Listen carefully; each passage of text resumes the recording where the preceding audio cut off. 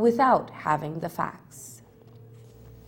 Although anyone may fairly claim that this is a private financial transaction between two banks, and although it is true that the government cannot and does not hamper normal commercial transaction, in this case what you have is a major financial institution in Belize purporting to be sold wholly to another financial institution, and the government of Belize is being asked to step in to allow that to pass through. And as Senator Lizarraga has pointed out, none of this transaction can be concluded without the necessary assurances and permissions of the government of Belize.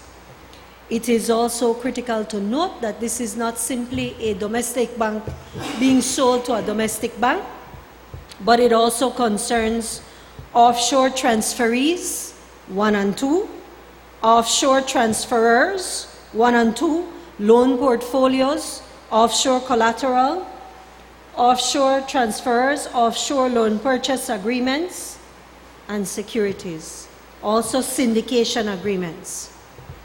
Anyone who sits here and says that they are comfortable with what is occurring here without having seen any of these is permitting themselves to allow a transaction to go through sight unseen. That does not and would not satisfy any fiduciary duty placed upon you by any court of law.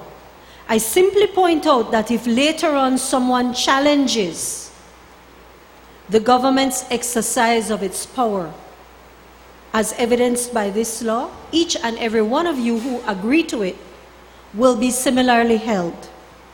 Quite possibly you will plead your immunity, but history will not absolve you. After the break, UDP whip Michael Finnegan gets spanking from the United Women's Group.